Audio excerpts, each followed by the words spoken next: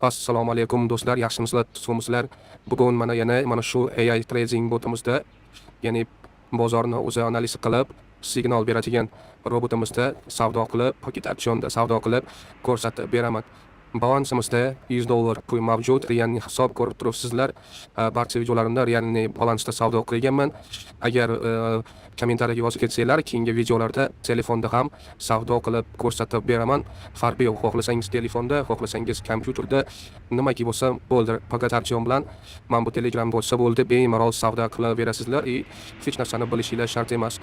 Ro'yxatdan o'tasizlar, depozit qilib, robotni olib savdoni boshlasanglar bo'ladi.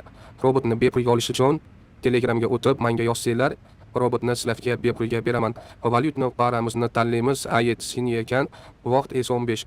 Men uchun eng yaxshisi bu S15 ga ishlash, chunki juda ham yaxshi sanadi. Pastga signal berdi, 15 soniyaga pastga bitim ochib qo'yamiz. Xo'sh, 15 soniyaga pastga bitim ochdik. Ana endi ushbu bitimni kutsak, juda ham ajoyib, oxirida bitimni ko'rdinglar, foydada yoqib ketdi, bu juda ham zo'r. Ana endi yana yangi signal tugmani bosamiz. AETC valyutni paramizni tanlaymiz hamda vaqtni tanlang deyapti. Vaqtimizni yana S15 ni tanlaymiz. Bu analiz qilmoqda. Tepaga signal berdi bu safar. Menimcha bu yerda hozir qaysi zonalardan signal berishi mumkin deb, men bu zonalardan yoki biron bir indikator bo'yicha signal bergan bo'lishim mumkin. Afsuski bizani bitim minusda yopildi.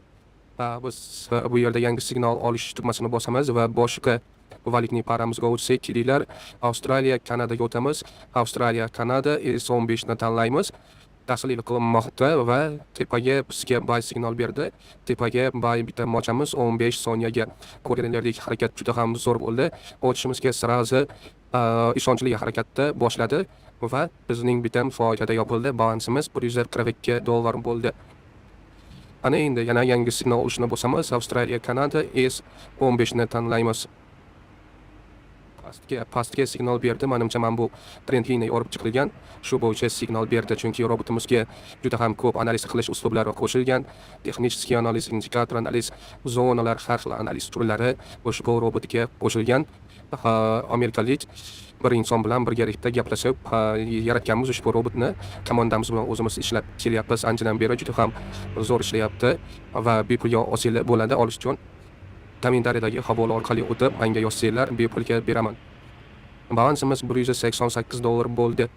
Yangi signal olishni bossak, bu yerda kelinglar, boshqa valyutni paramizga o'tsak, Avstraliya dollari yo'q. Avstraliya dollari yo'q ekan. Yevro dollar OTC ga o'tsak, yevro dollar OTC S15 ni tanlaymiz. Tahlil yakunlandi.